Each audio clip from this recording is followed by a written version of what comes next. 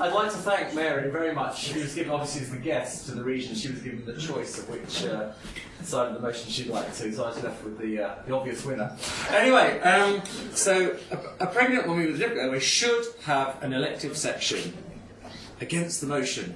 And here we are, up and running. Now, I don't know if you've heard of York Hospital. It's a centre of excellence. It seems just to be a confusion of car parks. What I love about this is the advert from the Teaching Hospitals Foundation Trust saying what a great hospital it is. Actually, the hospital isn't actually on the picture. It's outside of the thing. But it is a centre of excellence. And the question you'll all ask yourselves, of course, today is, I've come all this way, I've probably paid to get here. What is the quality of the speakers? Well, I mean, you know, I do obstetrics, I intubate people, I'm a member of these societies that Mary's the president of. And I felt it was a bit like, you know, if you want experts, I was talking about the Sky at Night, you get, you know, Patrick Moore along, wouldn't you, or something like that. Well, you've got real expertise today, but Mary's been flown in all the way from Leicester by private helicopter, and I've just come on the 1079, and I'm expecting my petrol money. Anyway, and I guess what it is, you know, we probably think the same thing underneath it. But the trouble when you're going to fight against someone in something like this is you don't know what they're going to say before you have to fight against it. I have no idea what she was going to say, and some of it is true, but not much. Anyway, you know, it's all friendly. Now, the counter-argument, the overview. I'm going to talk about some concepts. Can you see that? Can you see that, Alicia? The concept of maternal choice, the concept of clinical acumen, the advantages of vaginal delivery. It's just a contraction of a muscle. And the disadvantages of caesarean section. The scale of the problem, a little bit of a risk-benefit analysis. I'm obviously good at statistics. A few clinical scenarios. The concept of the rapid sequence spinal. York, consultant-delivered service 24 hours a day. The concept, what we do, we have difficult intubations, guidelines, adjunct solutions, exploitation of anaesthetists, and I'm going to talk to you a bit about Brokeback Mountain. I can see a few of you out there. Anyway, a woman with a this is Mary's ridiculous notion. A woman with a difficult airway should have an elective section. It's like the Ten Commandments, isn't it? Always, sometimes, should have, or should be offered. Surely there's never a never in medicine. There's never an always. What happened to our clinical acumen, to patient choice? What is best for each individual? Each and every patient is different. We shouldn't just have, you should do this. We now do live in a sad world where I'm constantly having to tell trainees to do protocols. I don't believe in any of them. I just think you go on your experience and your gut feeling. And what happened to clinical acumen? For instance, you know, a woman with a known difficult airway should have an elective caesarean section. Does that mean someone who's just got a Mallampati grade 2, who's had 8 normal vaginal deliveries, who's got a singleton cephalic presentation well engaged, should be given the caesarean section? Bollocks. What you should do is look at that patient and say, yeah, I can understand why some people might think that, but the obvious thing is just to let you labour normally. And this is where I think we've become now. What are we? Are we clinicians or are we just becoming robots? That's Amanda on a Monday morning. Anyway, spontaneous vaginal delivery, it's heavenly. Look at it, it's heavenly. Look, remember the concept your mother taught you when you were little? You're at home, you're in your bed, you're probably in the bath. You're cuddling your partner, you're holding hands, you're in a state of hypnotised bliss. You might even be stroked with a feather. And everything's spontaneous vaginal delivery. Look, it makes you, this is an American magazine, obviously, but look, it makes me feel morally superior when I encourage all women I meet to avoid me in the anaesthetic room. Look at that, they're beautiful people, aren't they? This is 2008. We actually have, you'll think all this is just rubbish and this is fiction, but this is a work of art. This is Coping Strategies in Labour, Information for Patients in York Hospitals, NHS Foundation Trust. This tells you what you need to do to get that baby on the bed. You're at home, you're in the bath, you've got pillows, beanbags, hot water bottle, music, a birth ball, simple energy, tens. You're surrounded by your friends and family. You're cuddling, you're massaging, you're stroking, you're rubbing, you're touching. So why not? Don't forget the concept of effleurage. Is anyone French in the audience? Effleurage? Not effleurage. It's stroking someone else with a feather. And it's great because it makes you feel great and your baby's on the bed before you know what's going on. Is anyone out there, is anyone's marriage in difficulty? Anyone having problems with their husband or partner? Look what this American site. I mean, look at this guy. His wedding ring is getting bigger and bigger as the thing goes on. You're at home, look at them. Look at them. I'm going to contrast that with some scenes we'll look at in a minute. It's natural, it's always lovely, it brings couples together. It brings the romance back into the bringing of new life into the world. Water births. In fact, there are figures in this. In 2010, there were 3,248 births in New York, of which 4.3% were in the water, 228 actually laboured in the pool, and 63 delivered at home. You can have buses out there, I should. Anyway, you can see, it's heavenly, isn't it? It makes you, look what it turns you into. We've now got hypnobirthing. I don't know if any of you are into hypnobirthing. It's the new thing. If you're a midwife, this is what we do nowadays. This chap back in the 1950s, what he thought about was the sympathetic nervous system. Of course, when you're in pain, you think this is bad, you divert blood away from your uterus, and it gets ischemic, and it starts to get sort of angina, and it's all very painful. But if you just think it's not going to hurt, then look, no fear of labour, you just keep smiling throughout. This is actually a hypnobirthing class in New York. I don't know what's going on there, but I thought it was meant to be thinking about what a lovely experience birth was. Okay. On the other side of the coin, this is what you're saying. You're saying everyone should get just because they can't open their mouth on that. It's in hospital, you're surrounded by medics, you've got all the risks of surgery, you've got all the risks of anaesthesia, you're going to be hypoxic, you're going to bleed, you're going to be septic, thromboembolic, you're going to have a future life, you're never going to want to have sex again, you're going to be infertile, you're going to hate your baby, you might even die on the table. You do not want to have a caesarean section just because someone said you can't say "ah" particularly. Now, if you wanted facts, I've got. If anyone wants to look at this, I've got lots of paper here.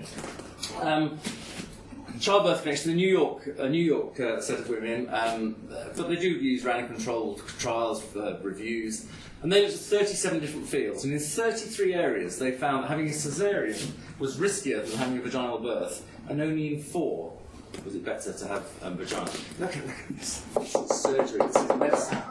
The disadvantages of having a caesarean section for anyone, irrespective of what's going on in their mouth, all the risks of it, you could be pain, you have acute pain, chronic pelvic pain, a little bit of infection, wound infection, systemic sepsis, bleeding, PPH, hysterectomy and death, you're scarred, you get bowel adhesions, your bowel obstructs, you get a post-dural puncture headache, you get anaphylaxis to anaesthetic drugs, you die, you get DVT, PE. You're in hospital for at least 5 or sometimes 15 days in York, and you don't drive ever. If you ever drove reasonably, you're never going to drive again. Now, I can see at least 2 Yorkinistas in the audience here, and this is the common picture on day 10 after a caesarean section. Infection is a common risk. Not that common, obviously. The disadvantages of having a C-section, it's a negative birth experience. You don't bond with your baby. There's delayed breastfeeding, you can't do all that kind of stuff. There are a million reasons. And look, this picture is a genuine picture taken in New York in the I'd like to say 80s. Contrast the picture of the man cuddling his wife with the wedding ring on, with this, waiting for her to have some form of surgery. They're tense, they're nervous, they're taking up smoking. It's an unnatural stress. It's not good for the baby either. You should see the surgeons in New York. They cut through the babies 20% of the time. Respiratory distress postpartum, you bypass the voyage down the birth canal, and of course they all end up with childhood asthma. The mother may have ectopic, she may not ever want to have sex again, or she may not be able to have a baby, placenta previa, placenta repeated, placental abruption, or uterine rupture at the site of the old scar, of course. We're increasingly trying to have the VBACs these days. And you have babies in future sections that like to be pre and low birth weight, have some sort of neurological abnormality, or they might even die in utero. I put this in small fonts because there are some advantages of having a section. Of course, less long-term perineal pain, urinary incontinence, and fewer of these sort of palsy type problems. Now, just to back this up, if you try and have it vaginally, you've got much less chance of having all of these complications than if you have an elective caesarean section. So, Mary, God bless her, with her 10 commandments, all women will have an elective axial block and have a caesarean section. Now I put a few scenarios in front of you. Normal label, no medical input, in the bath, stroking, on the bus, in the sofa, fantastic. Scenario B, any of the above, with a little bit of Entonox, pethidine, a bit of TENS, with a bit of help, take away the pain of that muscle contracting, still scenario A. Why don't you just take a woman who you think there might be some potential problem with their airway, any patient, and give an early offer of an epidural? Not saying every woman with a known difficult airway should have. You're weighing risks and benefits, the concept of choice. A difficult airway doesn't necessarily mean a difficult back. That woman might be unintubatable, but I put it to you that you could quite easily put an epidural into that woman's back. You go through the concept of section that needs to be done a little more urgently. Well, why should a spinal be difficult? A difficult airway does not mean a difficult back. And these girls, they could have be the most unintubatable potentially women you know. I put it to you that the most inexperienced SHO in the middle of the night could put a spinal inguinal into that back. And this is where we start to get to the crux of the matter. Category 1, rushing around, true emergencies. The opposition will say they must have general anaesthetic. They might be in the middle of the night with inexperienced anaesthetists. I knew you were going to say that. And you said intubation will be impossible. Size of the problem, facts and figures. Facts, figures. In York, last year, and I've got them tabulated, if people think I've made them up, there are 3,374 deliveries in total. 63 were at home, 3,311 in hospital. 76% admitted vaginally to 24% by section. 40% were elective, 60% were emergency. 93% of the emergency section was either epidural or spinal. 7% of the emergency sections were done under general anaesthetic. Which means, I'm looking at the size of the problem, in York, the chance of not delivering vaginally is 1 in 4. The chance of needing an emergency section is 1 in 7. The chance of needing an emergency section under general anaesthetic is less than 1 in 100. Are they fluke figures from 1 year? No, I look back over the last year. It is 1%. Year on year on year. So is it really a problem? Only 1% of women will need an urgent GA section. Most of those, well, half of them, are going to live away during the hours of daylight. So of these less than 1 in 200, how many will have any sort of difficult airway? And of these, how many will actually be difficult or impossible to intubate? This is probably the paper you were looking at, Gordon Lyons, please. Now they called a failed intubation where they hadn't managed to get the tube down and the sucks was wearing off. So we've done a bit of fiddling and a bit of this and a bit of trying. The instance of failed intubation, I think you said 1 in 249. Oh, it was 1 in 250. So the size of the problem is actually, if you look at the figures from the previous page, 1 in 50,000. That means in York, there will be 1 failed emergency caesarean section every 17 years. I should contrast that with the number of all those other contraindications we had to surgery, anaesthesia, infection, and bleeding, and PPH. So it's not good if you're that one patient, but there's a lot of patients who you subject to unnecessary. And we're appalling at estimating whether the airway is really risk. With endless tests, Mallampati, mental distance, mouth opening, tongue tube, massive breast. We're wrong half the time. Would you subject all women with poor Mallampati scores to the devilish fate of the surgeon's mouth? My response, so we look basically at the concept of general anaesthetic. I mean, we will just talk 2 seconds about, you don't need to have a general anaesthetic, you have a rapid sequence spinal.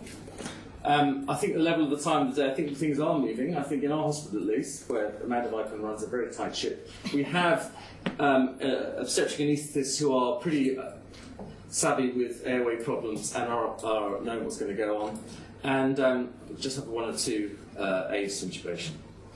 This is Mark Scruton at French in Anaesthesia, and they looked at the rapid sequence spinal. So you've got this patient, and it is the middle of the night, and your things are going around, and you've got. Do you try and intubate them? No, you can do what's called a rapid sequence spinal. No touch, gloves, on their side, no opioid, lateral position, limited attention. If this woman is going to be unintubatable, and she's got a moderately easy back, you're going to have 3 or 4 attempts. If the back's actually quite difficult, and it looks as though actually the airway doesn't look that difficult, each case is different, each patient is different, then you might just limit yourself to 1 and have a go at the airway. Surgery commences once the block is up to the level of T8. And in the Scrutton's survey here, they started the spinal to block it took only 6 to 8 minutes. Only 3 out of 25 required a general anaesthetic. Now, they thought this was new in Bristol in 2010. I thought I was being clever by saying to asking one of my trainees, in Chennai near Madras. I found out Chennai is the new name for Madras. Anyway, this is their standard emergency category 1 caesarean section technique, where they have more than 20 emergency caesarean sections per day. And the woman with a difficult airway should have an elective section. A woman with a difficult airway does not always come with problems, or without problems. And I think you must have been to the same party as me, because I thought, are they Leicester midwives? Are they Leicester midwives? Because anyway, you're not just going to say, we need. Oh look, she might be a little bit difficult to intubate, so we'll just pop a spinal into her. It's just not what we should be doing. We should be saying, what's the risk of that, versus the risk of that, versus the risk of that, versus the risk of that. Every patient is difficult. Supporting the proposition of this debate will lead, this is you telling them to do this, on occasion, we fail to do a spinal in an obese woman, leading to a rushed attempt at a GA in a woman with difficult airway. And you can feel that is just a disaster coming on. Look, press the panic buttons. Oh my God, it's all electric. We're going to do it. Now we can't do it. Now we can't do it. Oh my God, now we're committed. And that's what you do not want. Now, obviously, sometimes the airway can genuinely be difficult, even in our hands. But, nowadays, we've got down to 1 every 17 years that couldn't be intubated. What are you going to do then? You're going to help yourself out with how many aids do you need? And I'm a member of the Difficult Airway Society, because I don't believe any of this. But a variety of laryngoscope blades. And if you can't intubate, it's oxygenation that matters, not intubation. We've got endless adjuncts. You've got laryngeal mask you can put things through, or stand alone, or things you put above the cords. We can spend a lot of money on things to make it almost impossible not to have that a problem resulting from that one failed intubation in the middle of the night once every 17 years. We've got help. Everyone will tell me, and I know, that there are no guidelines for airway obstetrics. We need to work on that. We have a consultant-delivered service in York, and we had a case recently who could not have anything in their back because they had raised intracranial pressure with a shunt, and they were known difficult airway from a previous failed intubation with all kinds of stuff. And so we all got to talk about it, and the consultants were involved, and I did no fibre optic than the obstetric patient. Lastly, I want to talk about the concept of the exploitation of the intellectual elite. These are anaesthetists in Paris on strike. Now, this is only 3 years ago, and they were I'd like to think that they were just hacked off with everything to do with their day on the maternity unit, when they keep getting asked to do things they don't really need to do. And I think making poor, overworked anaesthetists do elective caesarean sections when they don't need to do any more is a sad way forward. In summary, she believe in protocol of robotic medicine, deny the concept of maternal choice, exaggerate the risks of a difficult airway, gloss over the risks of surgical intervention, look at the airway in isolation, not as part of the patient as a whole, ignore the alternative of general anaesthetic in the emergency situation, and presume juniors are left unsupported on a lay board. I believe in individually tailored choice. Clinical acumen, change in tone, risk-benefit ratio, how common the complications are, the evil of surgical intervention, the beauty of normal vaginal birth. The whole patient, the airway seen with the lumbar spine, the rarity of a failure to intubate, scenarios, we've been through them, the concept of the rapid sequence spinal, alternative strategies, adjuncts and algorithms, a consultant-led service, and I protect my anaesthetic colleagues. And at the end of the day, I want to talk to you about bareback mountain and all that. Is there no cowboy in any of you left? I mean, in my day, what we really wanted was to stop being so protocol and stop so bloody safe and start taking a few risks, a bit of a sense of adventure. And if at the end of the doubt of any of what I've said today, always remember, the truth is overrated.